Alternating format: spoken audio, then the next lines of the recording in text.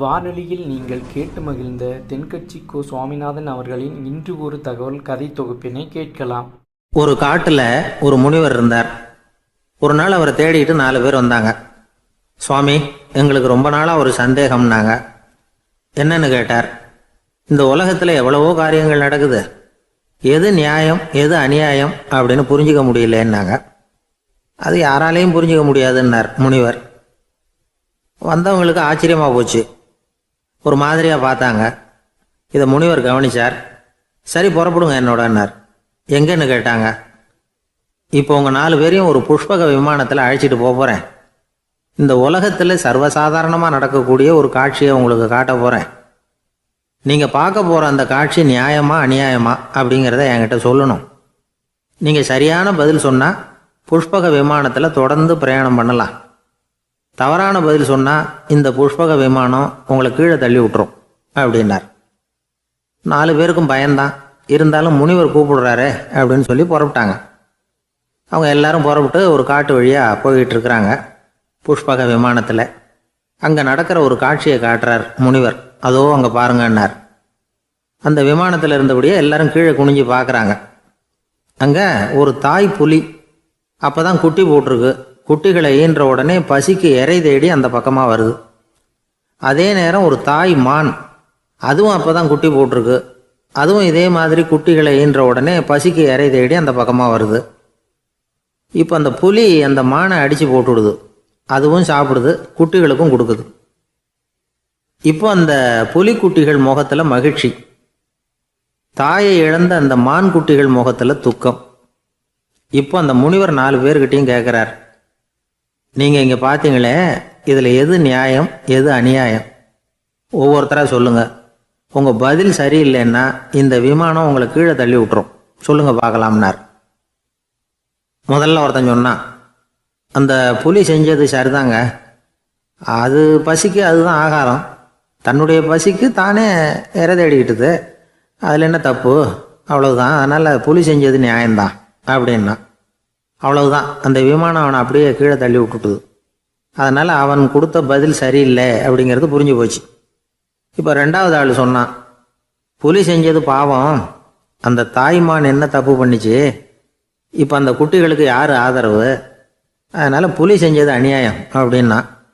அவ்வளவுதான், அவனையும் கீழே தள்ளி விட்டுட்டுது அந்த விமானம். இந்த பதிலும் சரியில்லை அப்படின்னு ஆயிட்டுது. இப்போ 3வது ஆள் வந்தான். முதல்ல 2 பேர் கீழே விழுந்ததை பார்த்துக்கிட்டு இருந்தான். அதனால் அவன் சொன்னான், ரெண்டுமே நியாயந்தாங்க. புலி இறை தேடினதும் இயற்கை, அதுக்கு மான் இறையானதும் இயற்கை. அதனால் இதில் ஒன்றும் தப்பு இல்லைன்னா. அவ்வளவுதான், அவனையும் அந்த விமானம் கீழே பிடிச்சி தள்ளி விட்டுது. இப்போ 4வது ஆள் வந்தான்.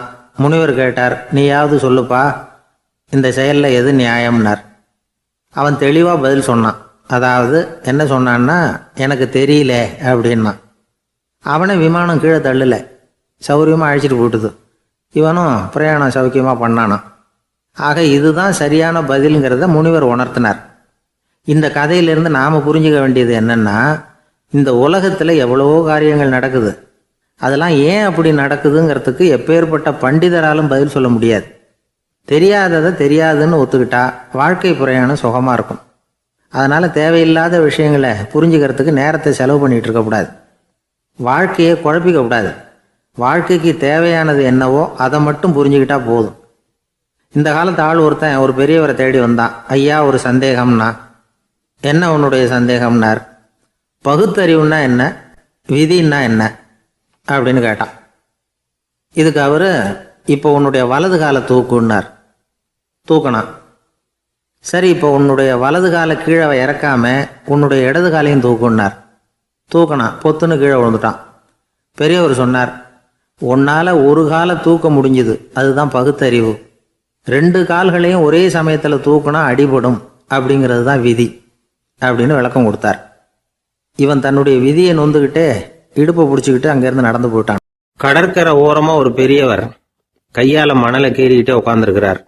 என்னத்தையும் தேடிட்டு இருக்கிறது மாதிரி தெரிஞ்சுது. மெதுவாக கிட்டத்தில் போய் என்னத்தை தேடிட்டு இருக்கிறீங்க அப்படின்னு கேட்டோம். அவரு சாவகாசமா நிமிர்ந்து பார்த்து, நிம்மதியை தேடிட்டு இருக்கிறேன்னார். நாங்கள் ஒரு மாதிரி ஆயிட்டோம். இருந்தாலும் சமாளிச்சுக்கிட்டு, சார், மணல்ல கிழிஞ்சல் தான் கிடைக்கும், நிம்மதி கிடைக்காது அப்படின்னோம். சரி, இன்னைக்கு வசமா நம்மகிட்ட ஒரு ஆள் மாட்டிக்கிட்டார் அப்படின்னு நினைச்சு அவர் பக்கமா போய் உட்காந்துக்கிட்டு கதை சொல்ல ஆரம்பிச்சிட்டோம். ஒரு பெரிய மன்னர் இருந்தார். அவருக்கு எல்லா வசதியும் இருந்தது. இருந்தாலும் ஒரே ஒரு குறை. அது என்னன்னா நிம்மதி இல்லைங்கிற குறை. அரண்மனையில தினமும் கலை நிகழ்ச்சி, நாட்டியம் எல்லாம் நடந்துகிட்டு தான் இருந்தது. இருந்தாலும் நிம்மதி இல்லை.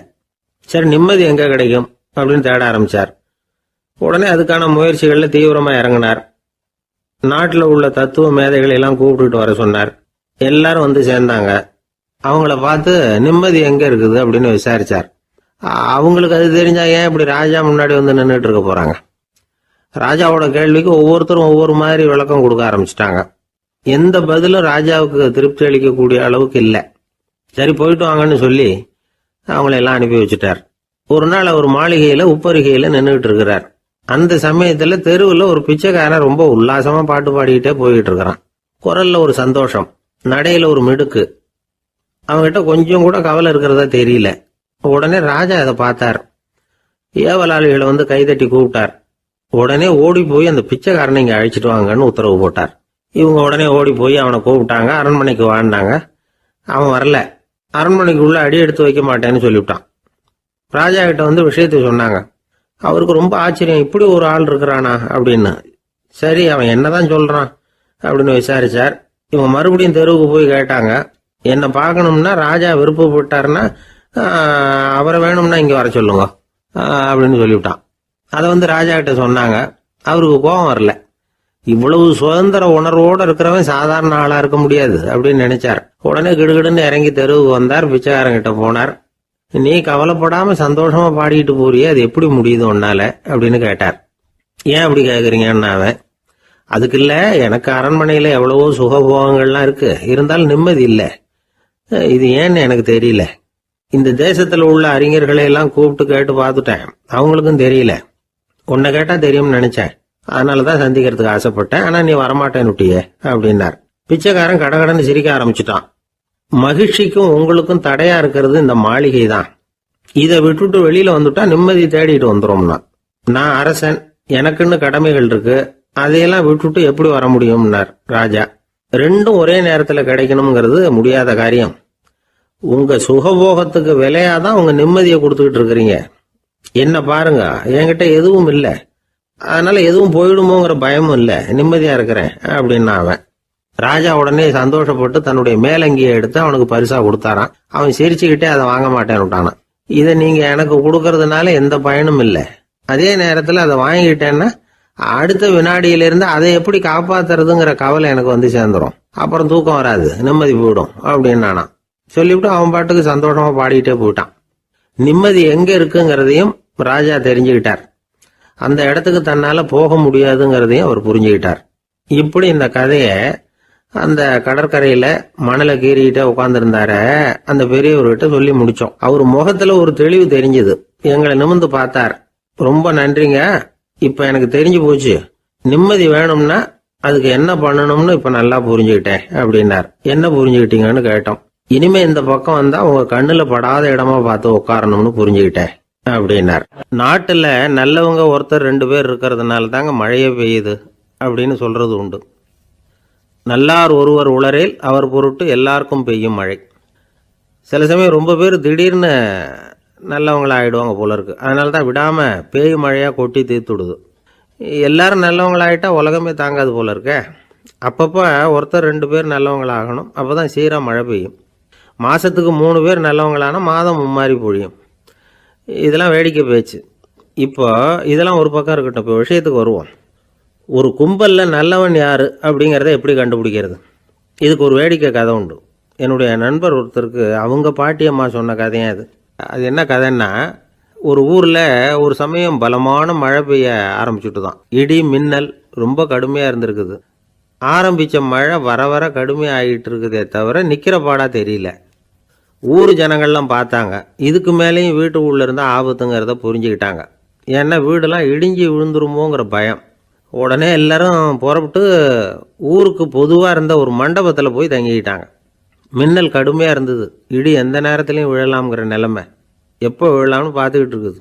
அந்த மண்டபத்தில் இருந்த ஜனங்கள் மனசுக்குள்ள ஒரு பயம். நம்ம கூட்டத்தில் யாராவது ஒரு கெட்டவன் பாவம் பண்ணவன் இருந்தால் கூட இடி வந்து இந்த மண்டபத்தில் விழுந்துரும், அது எல்லாருக்கும் ஆபத்து அப்படின்னு நினச்சாங்க.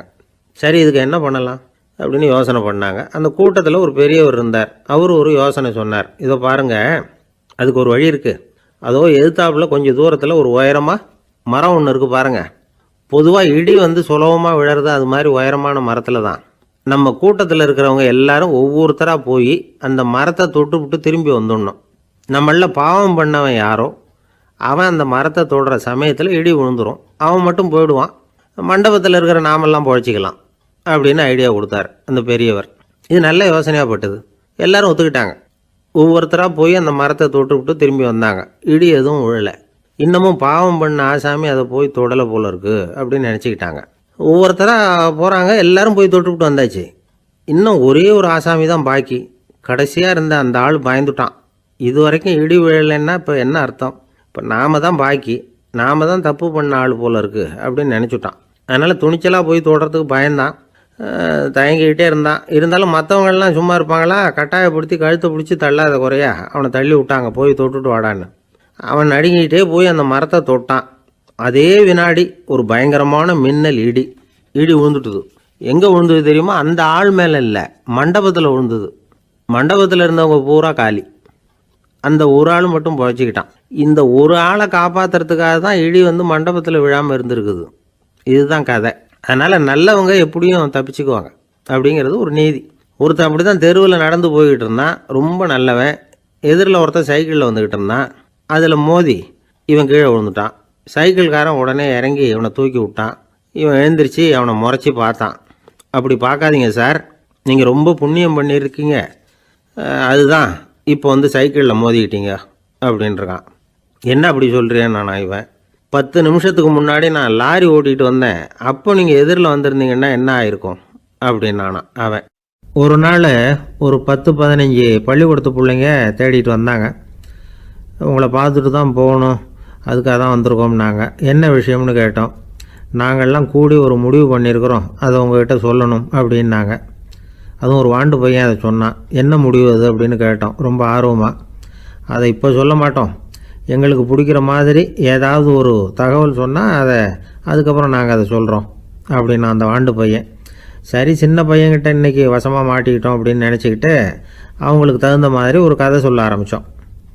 அது என்ன கதைன்னா, ஒரு பெரிய காடு, அதில் பலவிதமான மிருகங்கள். அந்த காட்டுக்கு ஒரு சிங்கம் தான் ராஜா. எப்பவும் காட்டுக்கு அது தானே ராஜா. ஒரு பெரிய யானைக்கு இது பொறுக்கலை. என்ன இது, எப்போ பார்த்தாலும் இங்கே சிங்கத்துக்கே ராஜா பதவி கிடைக்கிது, நான்லாம் எவ்வளவு பலசாலியாக இருக்கிறேன், அப்படி இருந்தும் எனக்கு அந்த பதவி கிடைக்கலையே அப்படின்னு தனக்குள்ளே பொறுமிக்கிட்டே இருந்தது. ராஜா பதவியை நினச்சி ரொம்ப ஏக்கம், அதுக்கு பதவி மோகம். இந்த சமயம் பார்த்து ஒரு குள்ள நரி கூட்டம் அதை தேடிட்டு வந்தது. ஐயா பெரியவங்களே, நீங்கள் இந்த காட்டுக்கு ராஜாவாக இருக்க ஆசைப்படுறீங்க, அதில் ஒன்றும் தப்பு இல்லை. ஆனால் அதுக்கு முன்னாடி நீங்கள் எங்கள் கூட்டத்துக்கு கொஞ்ச நாள் தலைவராக இருங்க, அதாவது ராஜாவாக இருங்களேன், உங்களுக்கும் ஒரு ட்ரைனிங் கிடைச்சது மாதிரி இருக்கும் அப்படின்னு சொல்லியிருக்குது இந்த கூட்டம், குள்ள நரி கூட்டம். இதை கேட்ட உடனே யானைக்கு ரொம்ப சந்தோஷம் தாங்கலை. அதுதான் எப்போன்னு பதவிக்காக காத்துக்கிட்டு இருக்குதே. இருந்தாலும் கொஞ்சம் பிகுவோட, சரி நீங்கள்லாம் இவ்வளோ தூரம் என்னை தேடிட்டு வந்து கேட்குறதுனால மறுக்க முடியல அப்படின்னு ரொம்ப ஏதோ அவளுக்கு சிரமப்பட்டு ஒத்துக்கிறது மாதிரி ஒத்துக்கிட்டது. ஏதோ உங்கள் ஆசைக்கு கட்டுப்படுறேன், கொஞ்ச நாள் உங்கள் கூட்டத்துக்கு ராஜாவாக இருக்கிறதுக்கு சம்மதிக்கிறேன் அப்படின்னுது. உடனே அந்த யானை வந்து ராஜ நட போட ஆரம்பிச்சிட்டுது. யானை வந்து சாதாரணமாக நடந்தாவே எப்படி இருக்குங்கிறது நமக்கு தெரியும். அதுவே ராஜ நடந்தால் எப்படி இருக்கும் கற்பனை பண்ணி பாருங்கள். யானை முன்னாடி கம்பீரமாக போய்கிட்டு இருக்குது, தலைவர் இல்லையா, அதனால் குள்ள நரிகள்லாம் ரொம்ப அடக்கமாக அது பின்னாடி அணிவகுத்து போயிட்டுருக்குது. ராஜா வாழ்க, மன்னர் வாழ்க அப்படின்னு கோஷம் வேறு. யானைக்கு தலைகால் புரியல, அவ்வளவு சந்தோஷம். அந்த யானைக்கு செருக்கு, ஆணவம் எல்லாம் ஏற்பட்டு போச்சு. அதுக்கப்புறம் அது தரையை பார்க்குமா, நிமிர்ந்து நடக்க ஆரம்பிச்சுட்டுது. தரையை பார்க்குறதே இல்லை. அப்படி போயிட்டுருக்கிறப்போ ஒரு சதுப்பு நிலத்தில் திடீர்னு காலை வச்சுட்டுது. அவ்வளோதான், கால் உள்ளே போட்டுது. இன்னொரு காலை எடுத்து வச்சுது, அதுவும் உள்ளே போட்டுது. அந்த 2 காலையும் எடுக்கிறதுக்காக அடுத்த 2 காலையும் அழுத்திச்சு, அதுவும் உள்ளே போக ஆரம்பிச்சுட்டுது. இப்போ 4 காலம் வசமாக சேத்துல அழுந்தி போச்சு, எடுக்க முடியல. குள்ள நரிகள்லாம் அதை சுற்றி வந்தது. சிலது சுற்றி நின்று டான்ஸ் ஆட ஆரம்பிச்சுட்டுது யானையை பார்த்துட்டு. இதை யானை பார்த்தது. என்ன இது தலைவர், நான் தவிச்சிக்கிட்டு இருக்கிறேன், தொண்டர்கள்லாம் சுற்றி நின்று வேடிக்கை பார்த்துக்கிட்டு இருக்கிறீங்க, டான்ஸ் ஆடுறீங்க அப்படின்னு கேட்டுதான். தொண்டர்களே, தலைவர் நான் தவிச்சிக்கிட்டு இருக்கிறது உங்களுக்கு தெரியலையா? இப்போ உடனே உங்கள் தலைவரை காப்பாற்ற வேண்டியது உங்கள் கடமை இல்லையா அப்படின்னு கத்துச்சான் அந்த யானை. குள்ள நரிகளில் ஒன்று முன்னாடி வந்து நின்று அந்த யானையை பார்த்து தான், தலைவரே, எங்களுக்கு ரொம்ப நாளாக ஒரு ஆசை, அந்த ஆசையை நிறைவேற்றிக்கிறதுக்காக தான் உங்களை எங்கள் தலைவராக ஏற்றுக்கிறோம்னு சொன்னோம் அப்படின்னு தான். என்ன ஆசைன்னு கேட்டிருக்கு யானை. யானை கறி சாப்பிட்டு பார்க்கணுங்கிறது எங்களுக்கு ரொம்ப நாளாக ஆசை, அது இன்றைக்கி தான் நிறைவேற போகுது அப்படின்னு தான் அந்த நரி. இதை கேட்ட உடனே அந்த யானை அப்படியே மூர்ச்சி ஆகிட்டு தான். நரிகள்லாம் அது மேலே ஏறி குதற ஆரம்பிச்சுட்டு தான். பதவி மேலே இருந்த பேராசை அந்த பலசாலியான யானையையே மாட்டி விட்டுட்டுது பார்த்தீங்களா அப்படின்னு சொல்லி முடித்தோம் இந்த கதையை அந்த சின்ன பிள்ளைங்கக்கிட்ட. சரிங்க, இப்போ நாங்கள் உங்களை தேடி வந்த விஷயம் என்னங்கிறத சொல்லவா அப்படின்னா ஒரு வாண்டு பையன். சீக்கிரம் சொல்லு தம்பி, சஸ்பென்ஸ் தாங்கலை அப்படின்னோம். அவன் மெதுவாக எங்களை பார்த்து சொல்கிறான், எங்களுக்கு கொஞ்ச நாள் நீங்கள் தலைவராக இருந்தால் தேவலை அப்படின்னு. ஒரு பெரிய அரசன் இந்த உலகம் பூராவையும் ஆண்டுக்கிட்டு இருந்தான். ரொம்ப காலம் அப்படி அரசாட்சி பண்ணிக்கிட்டு இருந்தான். திடீர்னு அவனுக்கும் சில எதிரிகள் முளைச்சாங்க. அவங்கெல்லாம் ஒன்று சேர்ந்து இவனை தோற்கடிச்சுட்டாங்க. தோற்று போனதும் இவனுக்கு பயம் வந்துட்டுது, எங்கே எதிரிகள் நம்ம கொண்டுடுவாங்களோ அப்படின்னு. வெளியில் வந்தால் தனக்கு ஆபத்துன்னு பயந்துக்கிட்டு யாருக்கும் தெரியாமல் ஒரு குகைக்குள்ளே போய் பதுங்கி கிடக்கிறான். நிலைமையை பாருங்கள். முதல் நாள் அரண்மனையில் அதிகாரம் பண்ணிக்கிட்டு இருந்தவன் மறுநாள் குகையில் பயந்து போய் பதுங்கி கிடக்கிறான். ராத்திரி நேரம் வந்தது, பசி வயத்தை கிள்ளுது, பிச்சை எடுத்து சாப்பிட வேண்டிய நிலைமை. பிச்சை எடுக்கிறதுக்கு பாத்திரம் வேணுமே, என்ன பண்ணுறது அப்படின்னு அங்கேயும் இங்கேயும் பார்க்குறான். ஒரு மூலையில் யாரோ விட்டுட்டு போன ஒரு ஓடு கிடக்குது. அதை எடுத்துக்கிட்டு புறப்பட்டான். இருட்டில் வழி புரியல. ஏதோ ஒரு யூகத்தில் காலை மெதுவாக எடுத்து வச்சு நடந்து போயிட்டுருக்கிறான். வழியில் ஒரு கருப்பு நாய் படுத்து கிடந்தது. இருட்டில் அவன் இது கண்ணுக்கு சரியாக தெரியல, அவனுக்கு தவறி போய் காலை வச்சுட்டான் அது மேலே. நாய் சும்மா இருக்குமா, வள்ளுன்னு விழுந்து கடிச்சு விட்டுது. காலை பார்க்குறான், காலத்தையும் நினச்சி பார்க்குறான். அரண்மனையில் வீரக்கழல் அணிந்த காலை உடைய மன்னா அப்படின்னு புகழ்வாங்களே புலவர்கள்லாம், ஆனால் அது இன்றைக்கி நாய் கடித்த காலம் ஆகிட்டுதே அப்படின்னு நினைக்கிறான். அது மட்டும் இல்லை, முன்னாடியெல்லாம் பொற்கிண்ணங்களில் தான் அவன் சாப்பிடுவான். ஆனால் இப்போது உடஞ்சி போன ஓட்டு, அது ஓட்டை கையில் வச்சுக்கிட்டு நிற்கிறான். அதில் யாராவது சாப்பாடு போடுவாங்களான்னு. முன்னாடியெல்லாம் நிறைய பேர் அரண்மனைக்கு வருவாங்க, அரசருக்கு காணிக்கைன்னு சொல்லி இவன் காலடியில் கொண்டாந்து கொட்டுவாங்க. அப்போலாம் இவன் அந்த ஜனங்களுடைய முகத்தை திரும்பி கூட பார்க்குறதில்ல, ரொம்ப கர்வமாக உட்காந்துருப்பான். அதே ஆள் இன்றைக்கி எல்லார் கண்ணுலேயும் படுறது மாதிரி பிச்சை எடுத்துக்கிட்டு இருக்கிறான். அப்போலாம் காணிக்கைகளை தன்னுடைய கையால் வாங்கிறது தனக்கு கௌரவ குறைச்சல்னு நினச்சி தன்னுடைய வேலைக்காரங்களை விட்டு தான் அதை வாங்க சொல்லுவான். இப்போ பார்த்திங்கன்னா அவனே தன் கையாலேயே பிச்சை வாங்குறான். நினச்சி பாருங்கள், அந்த மனுஷன் நாள் அரசன், மறுநாள் பிச்சைக்காரன், எவ்வளோ வித்தியாசம். செல்வம் தான் இப்படி ஒரு வித்தியாசம் ஏற்படுறதுக்கு காரணம். அப்படிப்பட்ட செல்வம் வாழ்க்கையை நடத்துறதுக்கு நமக்கு தேவை தான். ஆனால் அதையே நாம் அடைய வேண்டிய பயனாக நினைக்கிறோம் பாருங்கள், அதுதான் வேடிக்கை. இதை நம்மாழ்வார் அழகாக ஒரு பாசுரத்தில் சொல்கிறார். ஒரு நாயகமாய் ஓட உலகுடன் ஆண்டவர், கருணாய் கவர்ந்த காலர், சிதைகிய பானையர், பெருநாடு காண இம்மையிலே பிச்சைதாம் கொள்வர், திருநாரணன் தாழ் காலம் பெற சிந்தித்து உய்மினோ அப்படிங்கிறார் நம்மாழ்வார். ஒரு பெரிய பணக்காரர் ஒரு துறவிகிட்ட போய், சாமி என்கிட்ட நிறைய பணம் இருக்குது, இருந்தாலும் நிம்மதி இல்லை, என்னால் நிம்மதியாக இருக்க முடியல, என்ன காரணம்னு கேட்டாராம். உடனே அந்த துறவி இதுக்கு நேரடியாக பதில் சொல்லாமல் பக்கத்தில் நின்றுக்கிட்டு இருந்த ஒரு குழந்தையை கூப்பிட்டார். அது ஓடியாந்தது. ஒரு ஆப்பிள் பழத்தை எடுத்து அது கையில் கொடுத்தார். அதை வாங்கிக்கிட்டு குழந்தை சிரிச்சுது. இன்னொரு பழத்தை எடுத்து கொடுத்தார். அதை இன்னொரு கையில் வாங்கிட்டு சிரிச்சுது. மூணாவது ஆப்பிள் எடுத்து கொடுத்தார். 2 பழத்தையும் நெஞ்சில் அணைச்சிக்கிட்டு 3ஆவது பழத்தையும் வாங்கிறதுக்கு முயற்சி பண்ணிச்சு. ஆனால் அது உடனே நழுவி கீழே விழுந்து உருண்டு ஓடிச்சு. ஏற்கனவே இருந்ததும் விழுந்துட்டுது. இப்போ அந்த குழந்தை அழ ஆரம்பிச்சுட்டுது.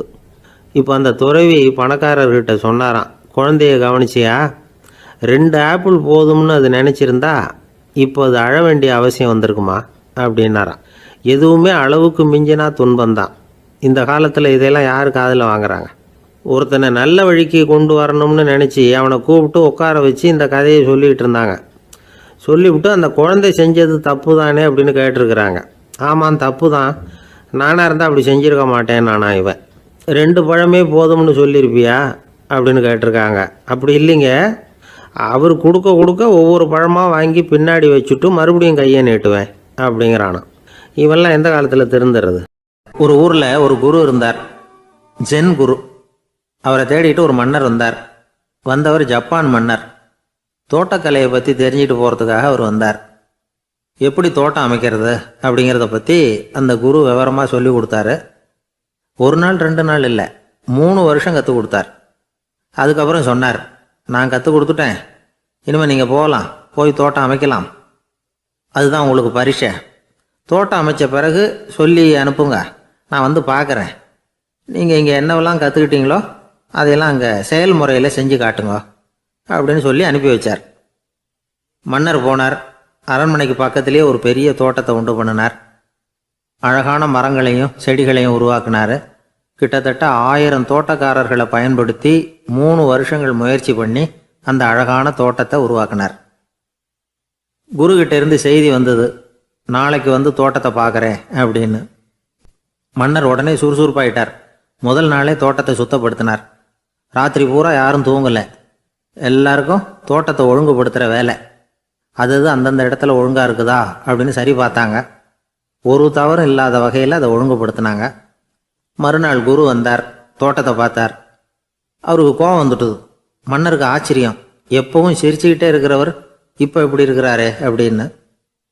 மெதுவாக குருக்கிட்ட போய் எல்லாம் சரியாக தானே இருக்குது அப்படின்னார். எல்லாம் சரிதான், ஆனாலும் எங்கே அந்த பொன்னிற காற்று அப்படின்னார். உதிர்ந்த இலைகள், பொன் மஞ்சள் நிற இலைகள் காற்றில் அப்படி புரண்டு ஓடுவதை நான் பார்க்க முடியவில்லையே அப்படின்னாராம். அது இல்லாமல் இந்த தோட்டம் உயிரோட்டம் உள்ளதாக இருக்காது, இதில் பாடல் இல்லை, ஆடல் இல்லை, அதெல்லாம் இல்லாமல் இந்த தோட்டம் ரொம்பவும் செயற்கையாக தெரியுதேன்னாராம். மன்னர் இப்போ தான் யோசனை பண்ணார். கீழே கிடந்த காஞ்சி போன இலைகள் மட்டும் இல்லை, மரத்தில் இருந்த காஞ்சி போன இலைகளையும் அப்புறப்படுத்தி சுத்தமாக வச்சிருக்கிறார். இறப்பும் வாழ்க்கையினுடைய ஒரு பகுதி தான். மரணம்ங்கிறது வாழ்க்கைக்கு எதிரானது அல்ல, அதை நிரப்பும் ஒரு பகுதி தான் அது. மரணம் இல்லையில் வாழ்க்கையே இல்லை அப்படிங்கிறது பெரியவங்க கருத்து. இப்போ அந்த தோட்டம் அழகாக தான் இருக்குது, இருந்தாலும் அது ஒரு ஓவியம் மாதிரி உயிர் இல்லாமல் இருக்கு. குரு ஒரு வாளியை கையில் எடுத்துக்கிட்டார். தோட்டத்தை விட்டு வெளியில் போனார். ஏற்கனவே வீசி எறிந்த அந்த சருகுகளை எல்லாம் அள்ளி கொண்டுகிட்டு வந்தார். உள்ள எல்லா இடங்கள்லையும் அதை வீசினார். உடனே காற்று அந்த காய்ந்த சருகுகளையும் பழுத்த இலைகளையும் அசைக்க ஆரம்பிச்சுட்டுது. இப்போ அங்கே சலசல சத்தம், சங்கீதம், இலைகளின் நடனம், ஓவியம் மாதிரி இருந்த அந்த தோட்டத்துக்கு இப்போ உயிர் வந்துட்டுது. இதுதான் அந்த பொன்னான காற்று அப்படின்னாராம் குரு. மன்னருக்கு புரிஞ்சுது. மிகப்பெரிய ஜென் கேள்வி ஒன்று உண்டு. உம்மான் அப்படிங்கிற ஒரு பெரிய குருவை பார்த்து துறவி ஒருத்தர் கேட்டாராம், இலைகள் எல்லாம் கீழே விழுந்து மரங்கள் மொட்டையாக இருக்கும் பொழுது என்ன நடக்கும்? இதுதான் கேள்வி. இதுக்கு உம்மான் சொன்ன பதில் பொன்னான காற்று, தி கோல்டன் விண்ட் அப்படின்னாராம். இதுக்கு என்ன விளக்கம்னா, உன்னுடைய எண்ணங்கள் எல்லாம் உன்னுடைய மனசிலிருந்து கீழே விழுந்து உனது உள்ளுணர்வானது மொட்டையாக நிற்கும் நிலைதான் அது. உனது வேர்களின் அருகில் காற்று வீசுகிறது. எல்லா எண்ணங்களும் உன்னிலிருந்து வெகு தூரத்துக்கு புரண்டு கொண்டே சென்று விடுகிறது. நீ அவற்றை கடந்து விட்டால் நீ அவைகளுக்கெல்லாம் மேலெழுந்து கீழே பார்ப்பவனைப் போல நிற்க ஆரம்பித்து விடுவாய். அதுதான் தியானம் என்பது அப்படின்னு சொல்றாங்க. தியானம்ங்கிறது எண்ணத்துக்கு எதிரானதில்லை. தியானம்ங்கிறது எண்ணங்களை கடந்து செல்வது தான். அதுக்கப்புறம் நாம் பொன்னிற காற்றில் ஆட ஆரம்பிச்சிருவோம். இதுதான் பெரியவர்கள் சொல்றது. என்கிட்ட ஒருத்தர் தோட்டம் அமைக்கணும்னு யோசனை கேட்டு வந்தார். எல்லாம் சொல்லி கொடுத்தேன். செடிகள்லாம் செழிப்பாக வளரணும்னா வேர் காயாமல் பார்த்துக்குங்க, தினமும் தண்ணி விடுங்க அப்படின்னு சொல்லி அனுப்பி வச்சேன். 1 மாதம் கழிச்சு ஒரு தோட்டத்தை பார்க்கறதுக்காக போனேன். போய் பார்த்தா எல்லா செடியும் வாடி கிடக்குது. என்னங்க இப்படி பண்ணிவிட்டீங்கன்னு. நீங்கள் சொன்னபடி தான் செஞ்சேன்னார். என்ன செஞ்சீங்கன்னு கேட்டேன். வேர் காயாமல் பார்த்துக்க சொன்னீங்க, தினமும் ஒரு தடவை எல்லா செடியையும் ஒவ்வொன்றா பிடுங்கி பார்த்து வேர் காயாமல் இருக்கா அப்படின்னு பார்த்துட்டு அதுக்கப்புறம் தண்ணி பாய்ச்சனே, அவ்வளவுதான் அப்படின்னார். ஒரு வயசான பாட்டியின் தாத்தாவும் ஒரு பூங்காவில் உட்காந்து பேசிக்கிட்டு இருக்கிறாங்க. அவங்களுக்கு கல்யாணம் ஆகி 53 வருஷம் ஆச்சு. பிள்ளைங்கள்லாம் படித்து பெரிய பெரிய வேலையில் இருக்கிறாங்க. பேரன் பேத்திகளும் நல்ல நிலைமையில் இருக்கிறாங்க. இந்த தாத்தாவும் பாட்டியும் சிரித்து பேசிக்கிட்டு இருந்ததை ஒரு பெரியவர் பார்த்தார். அவருக்கு ஆச்சரியமாக இருந்தது. இந்த வயசுலேயும் இவ்வளவு அந்யோன்யமாக இவங்க பேசிக்கிட்டு இருக்கிறாங்களே அப்படின்னு நினச்சார். சரி, நேரிலேயே கேட்டுருவோமே அப்படின்னு நினச்சிக்கிட்டு கிட்ட போனார். உங்கள் மன வாழ்க்கையின் வெற்றிக்கான ரகசியம் என்ன அப்படின்னு கேட்டார். இதை கேட்டதும் அந்த தாத்தா சிரிச்சுக்கிட்டே பாட்டியை பார்த்தாராம். அதுக்கப்புறம் சொன்னாராம், நான் இந்த அம்மாவை கல்யாணம் பண்ணிட்டதுக்கும் எங்களுடைய இல்வாழ்க்கை இவ்வளவு நாளாக பலம் குறையாமல் மகிழ்ச்சியாக இருக்கிறதுக்கும் காரணம் ஒன்று தான். அது என்ன காரணம்னா, எங்களுக்கு இடையில பொதுவாக நிறைய குறைகள் உண்டு, அதுதான் காரணம் அப்படின்னாராம். அவர் சொல்கிறது சரிதான் அப்படிங்கிறது மாதிரி அந்த பாட்டியும் அவரை நிமிர்ந்து பார்த்தாங்களாம். இந்த பெரியவர் மறுபடியும் அந்த பாட்டியை பார்த்து அதே கேள்வியை கேட்டிருக்கார். உங்களுடைய நீண்டகால மன வாழ்க்கைக்கு கிடைச்ச வெற்றி எதனாலேன்னு சொல்ல முடியுமா அப்படின்னு கேட்டாராம். அவங்களும் சிரிச்சுக்கிட்டே பதில் சொன்னாங்களாம். என்ன பதில் தெரியுமா? சில பேரை நாம் குறிப்பிட்ட பண்புகளுக்காக நேசிக்கிறோம், வேற சிலரை நாம் அந்த பண்புகள் இல்லாத குறைகளுக்காகவே விரும்பி பழகிறோம் இல்லையா அப்படின்னு கேட்டுவிட்டு தலையை குனிஞ்சுக்கிட்டாங்களாம் அந்த பாட்டியம்மா. அவங்க அப்படி சொன்னதை கேட்டதும் இவருக்கு புதுசாக ஞானம் பிறந்தது மாதிரி இருந்துதான். இதுதான் மனம் நிறைந்த மன வாழ்க்கை அப்படிங்கிறார் சுவாமி சின்மயானந்தர். பண்புகளை எப்படி நேசிக்க முடியுதோ அதே மாதிரி பண்புகள் இல்லாத குறைகளையும் நேசிக்க முடியும். மனசு தான் காரணம். ஒரு மேல்நாட்டு தம்பதி, அவங்களும் தாத்தா பாட்டி தான். அவங்க 2 பேரும் ஒரு பூங்காவில் உட்காந்து சிரித்து பேசிக்கிட்டு இருக்கிறாங்க. அதை ஒருத்தர் பார்த்தார். அவருக்கு ஆச்சரியம், இவ்வளவு காலம் ஆகி இந்த வயசுலேயும் இப்படி அன்பாக பேசிக்கிட்டு இருக்கிறாங்களே அப்படிங்கிற ஆச்சரியம். கிட்ட நெருங்கி போனார். கேட்டார், ஏன் தாத்தா உங்களுக்கு கல்யாணம் ஆகி எவ்வளோ வருஷம் ஆச்சுன்னார். 55 வருஷம் ஆச்சுன்னாராம் அவர். இன்னமும் இவ்வளவு சந்தோஷமாக இருக்கிறீங்களே, அதுக்கு என்ன காரணம்னு கேட்டிருக்கார். அதுக்கு என்ன காரணம்னா, இது வரைக்கும் எங்களுக்குள்ள சண்டையே வந்ததில்லை அப்படின்னாராம். அது எப்படி முடியும்னு கேட்டிருக்கார் இவர் ஆச்சரியமா. அந்த தாத்தா சொல்ல ஆரம்பிச்சாராம், இதை பாருப்பா, எங்களுக்கு கல்யாணம் ஆன புதுசில் நானும் என்னுடைய மனைவியும் ஒரு குதிரை மேலே ஏறி ஒரு காட்டு வழியாக போய்கிட்டு இருந்தோம். கொஞ்சம் தூரம் போனதும் அந்த குதிரை எடக்கு பண்ணிச்சு.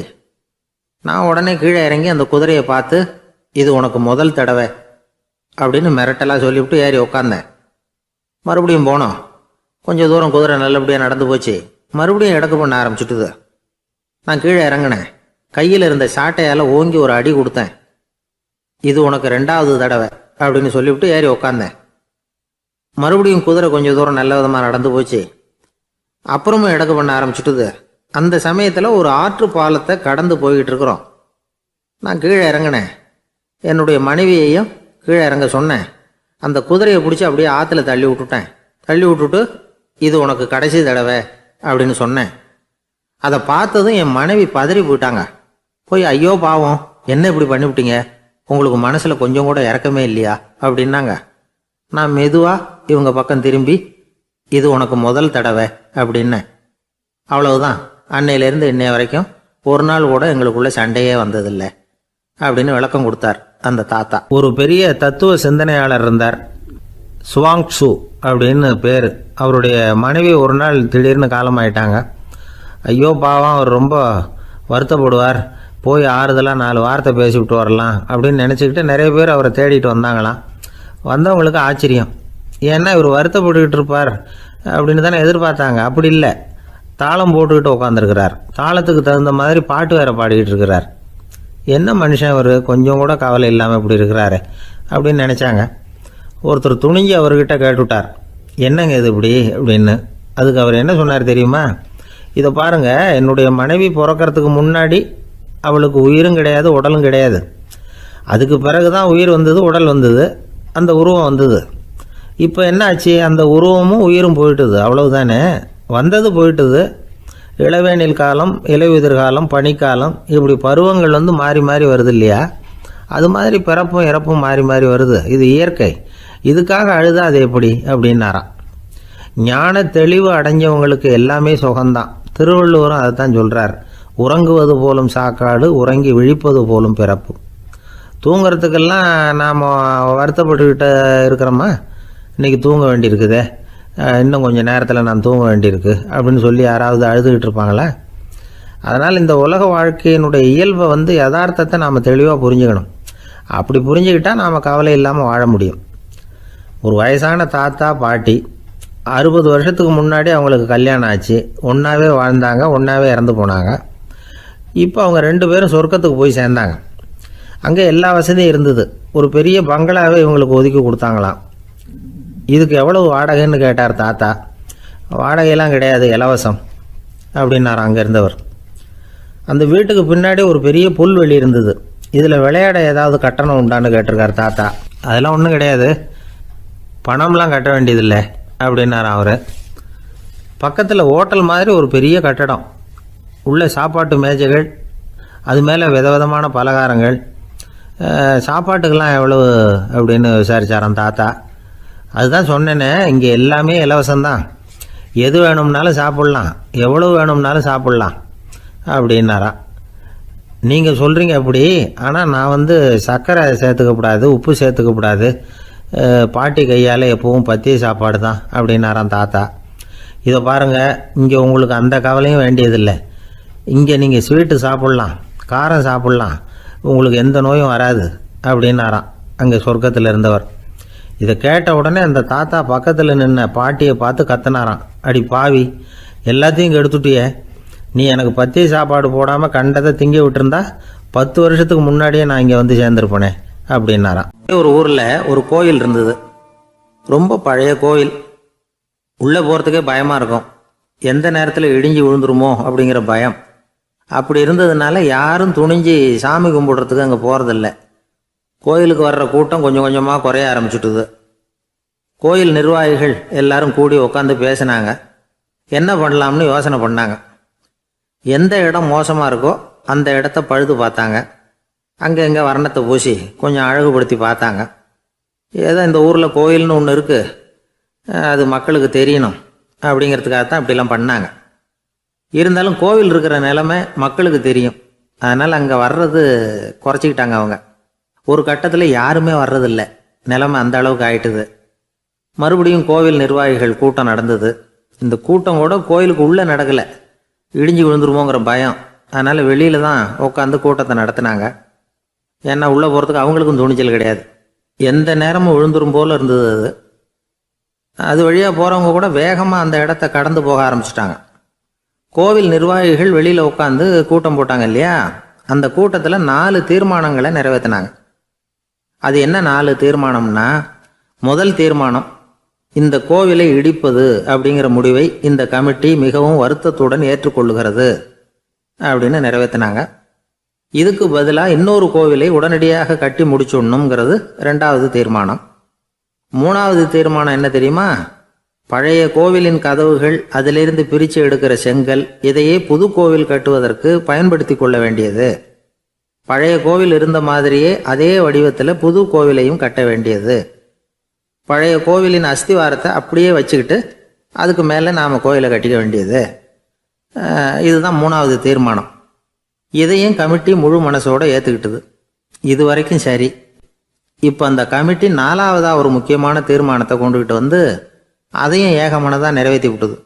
அது என்ன தீர்மானம்னா, புதிய கோவில் கட்டி முடிக்கிற வரைக்கும் பழைய கோவிலை இடிக்கிறதில்லை அப்படிங்கிற தீர்மானம். எப்படி இருக்குது பாருங்கள் இது. பழசை இடிக்காத வரையில் அதே இடத்துல புதுசாக எப்படி கட்ட முடியும்? பல விஷயங்களில் நாம் நடந்துக்கிற முறையும் இப்படி தான் இருக்குதான். வாழ்க்கையில் முன்னேறணும்னு ஆசைப்படுவோம், அதே நேரத்தில் அந்த முன்னேற்றத்துக்கு எது தடையாக இருக்கோ அதை விட்டு விடுறதுக்கும் மனசு வராது. வெளிநாட்டில் ஒரு பெரிய விருந்து நடந்துக்கிட்டு இருந்துதான். எல்லாரும் மது கோப்பையும் கையுமா அலைஞ்சிக்கிட்டு இருக்கிறாங்க. ஒருத்தர் மட்டும் கையில் எதுவும் இல்லாமல் ரொம்ப நல்ல பிள்ளையா சாதுவா ஒரு ஓரமாக தனியாக உட்காந்துருக்கிறார். அவர்கிட்ட நெருங்கி வாங்க மது சாப்பிட்லாம் அப்படின்னு கூப்பிட்டாங்களாம். என்னை வற்புறுத்தாதீங்க, நான் என் மனசுக்குள்ளே உறுதியாக தீர்மானம் பண்ணிவிட்டேன் அப்படின்னாராம். என்ன தீர்மானம் பண்ணியிருக்கீங்க அப்படின்னு கேட்டிருக்காங்க. ஏற்கனவே முழு போதையில் இருக்கும் பொழுது மறுபடியும் மது கோப்பையை தொடரதில்லை அப்படின்னு தீர்மானம் பண்ணியிருக்கேன் அப்படின்னாராம். ஒரு ஆள் வேகமாக நடந்து போய்கிட்டு இருந்தான். அவன் வேகமாக நடக்கிறதுக்கு காரணம் வெயில் காலம், காலில் செருப்பு இல்லை, மணல் பாதை, அதுதான் வேகம். காலில் செருப்பும் இல்லாமல் கையில் குடையும் இல்லாமல் அந்த ஆள் வெயிலில் நடந்து போய்கிட்டு இருக்கிறான். அந்த சமயத்தில் இன்னொருத்தன் குதிரை மேலே ஏறி அந்த வழியாக வந்துக்கிட்டு இருக்கிறான். அவன் காலில் செருப்பும் இருந்தது, கையில் குடையும் இருந்தது. நடந்து போய்கிட்டு இருந்தவன் அந்த குதிரை ஆசாமியை பார்த்து கேட்டான், ஐயா, நீங்களும் குதிரை மேலே உட்காந்துக்கிட்டு போய்கிட்டு இருக்கிறீங்க, அப்படி இருக்கிறப்போ உங்களுக்கு அந்த செருப்பு என்னத்துக்கு? அதை எனக்கு கொடுத்து உதவலாமே அப்படின்னா. குதிரை மேலே உட்காந்துருந்தவன் யோசனை பண்ணி பார்த்தான்.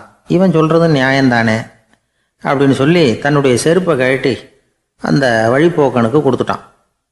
ரொம்ப நல்லதுங்க அப்படின்னு சொல்லி இவன் அதை வாங்கி காலில் மாட்டிக்கிட்டான். அதுக்கப்புறம் மறுபடியும் இவன் ஆரம்பித்தான். ஐயா, நீங்கள் குதிரையில் போகிறதுனால போக வேண்டிய இடத்துக்கு வேகமாக போய் சேர்ந்துருவீங்க.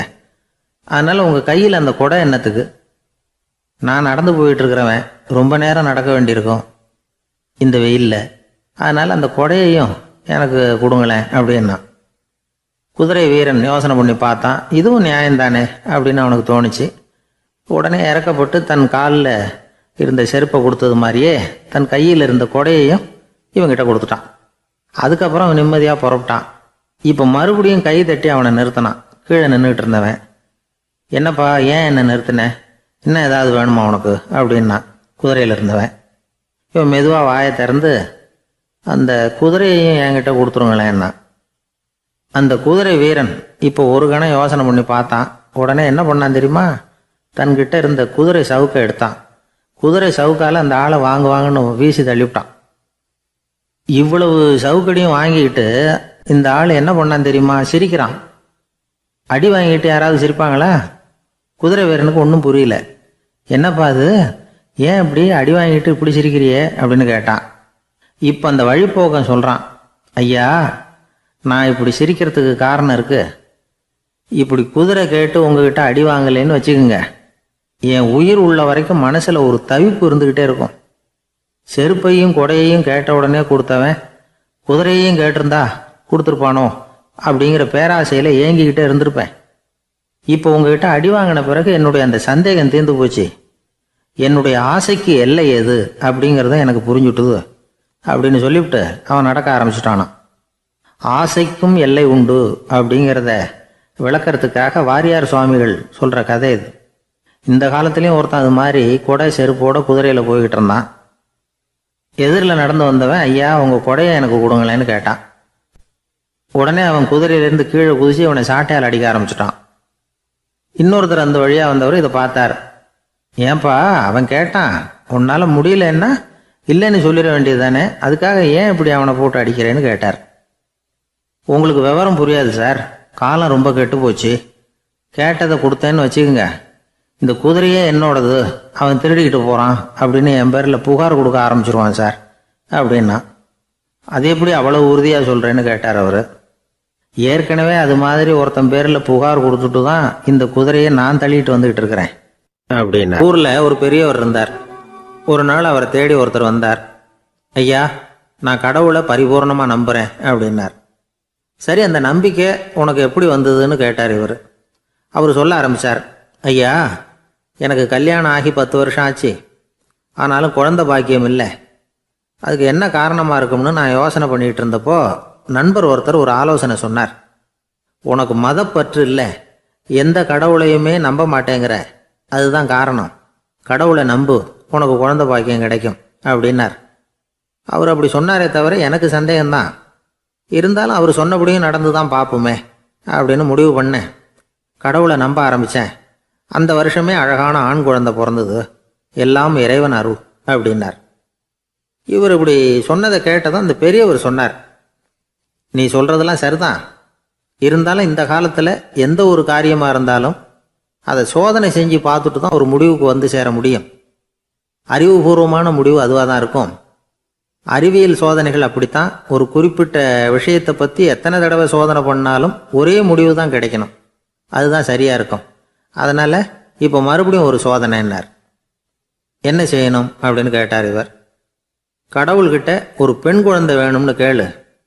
முதல்ல ஆண் குழந்தையை கொடுத்தது மாதிரியே இப்போ ஒரு பெண் குழந்தையையும் கொடுக்குறாரா பார்க்கலாம் அப்படின்னார். சரின்னு சொல்லி இவர் அதே மாதிரி முயற்சி பண்ணினார். அதுக்கப்புறம் அவர் இந்த பெரியவர்கிட்ட வரவே இல்லை. கொஞ்ச காலம் கழித்து இவரே அவரை தேடிக்கிட்டு போய் கதவை தட்டினார். அவர் கதவை திறந்தார். என்ன ஆச்சு, கடவுள் கண் திறந்தாரா அப்படின்னு கேட்டார். அவர், அந்த சமாச்சாரம்லாம் நமக்கு வேணாம் சார். முதல் தடவை அது ஏதோ தற்செயலாக ஏற்பட்ட ஒரு சாதகம். இப்போ நீங்கள் 2வது தடவை சொன்ன பிறகு தினமும் கடவுளை வேண்டிக்கிட்டு தான் இருக்கிறேன், ஒன்றும் நடக்கலை அப்படின்னார் ரொம்ப விரக்தியாக. ஒரே ஒரு தோல்வியில் உங்கள் நம்பிக்கையெல்லாம் பறந்து போயிடுது பார்த்தீங்களா அப்படின்னார் அந்த பெரியவர். எல்லாம் நல்ல விதமாக நடக்கிற வரைக்கும் நம்பிக்கை, எதிர்பார்த்தது தோல்வியில் முடிஞ்சுட்டுதுன்னா அவநம்பிக்கை. மற்றவர்கள் பேரில் வைக்கிற நம்பிக்கை எந்த நேரத்திலையும் விவகாரமாகி விடக்கூடிய சாத்தியம் உண்டு. நாம் நம்பிக்கை வைக்க வேண்டியது நம்ம கிட்ட தான், நமக்குள்ளே இருக்கிறார் கடவுள். எனவே நம்ம பேரில் நாம் வைக்கிற நம்பிக்கை தான் உண்மையான கடவுள் பக்தி. நிபந்தனையற்ற நம்பிக்கையாக அது இருக்கணும்.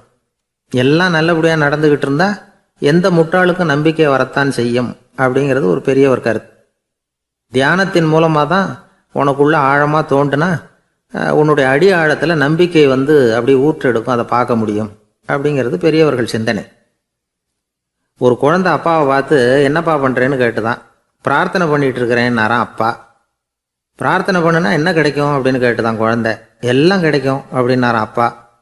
நீ வச்சிருக்கிறிய பேனா அது கூட கிடைக்குமான்னு கேட்டுதான் குழந்தை. கிடைக்குமேன்னு இருக்கார். அப்படின்னா அந்த பேனாவை என்கிட்ட கொடுத்துரு, நீ பிரார்த்தனை பண்ணி வேற பேனா வாங்கிக்கோ அப்படின்னு தான் அந்த குழந்தை.